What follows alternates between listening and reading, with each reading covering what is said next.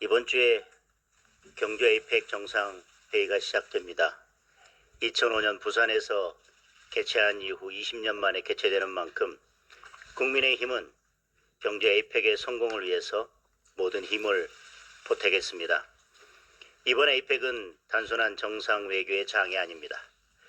글로벌 패권 경쟁과 불안정한 대외 경제 환경 속에서 대한민국의 경제와 미래가 나아가야 할 방향을 결정짓는 중요한 분기점이 될 것입니다. 그리고 또 하나 중요한 것은 이번 에이펙은 이재명 정권이 스스로 호언장담했던 관세 협상의 타결 시한이기도 합니다. 관세 협상이 길어지면서 환율은 1,400원대에서 요동치고 있습니다. 우리 기업들은 기업의 생존이 달린 관세 협상 과정 하나하나에 촉각을 곤두세우고 있습니다. 그런데 관세 협상은 여전히 난항을 겪고 있습니다. 아직 문서 초안조차 완성하지 못한 상태고 정부도 갈 길이 멀다며 슬쩍 한 발 빼고 있습니다. 지난번처럼 합의문 없는 빈 껍데기 협상이 돼서는 안 될 것입니다.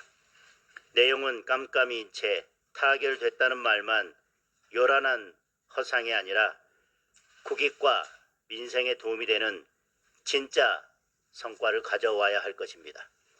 국민이 지켜보고 있습니다.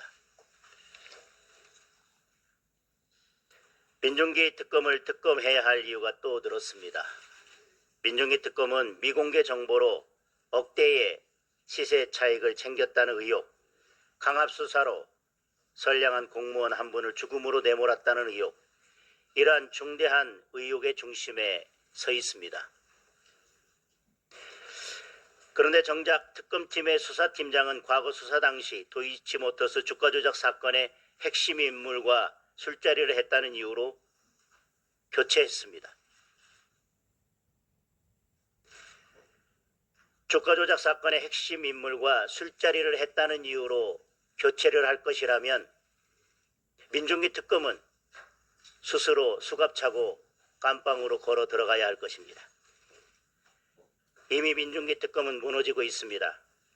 자신의 의혹을 억지로 덮고 수사팀 인원을 갈아치운다고 해서 진실이 바뀌는 것도 없던 사실이 생기는 것도 아닙니다. 오히려 자멸의 길을 재촉하고 있을 뿐입니다. 스스로는 단죄하지 못하는 특검, 정의의 사도인 척 법복 입은 도적이 정치 수사를 계속 이어가는 현실에 국민은 분노합니다. 죄송합니다. 국민의힘은 민중기 특검의 불의와 위선에 끝까지 책임을 묻겠습니다.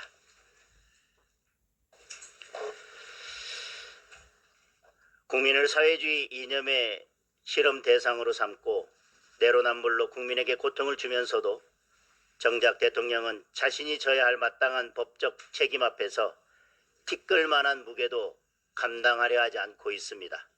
오히려 이재명 대통령은 자신의 사건을 담당한 개인 변호사들을 국정의 중요한 자리에 알박기를 해놓고 자신의 법적 위기를 막아내는 방탄의 진지를 구축했습니다.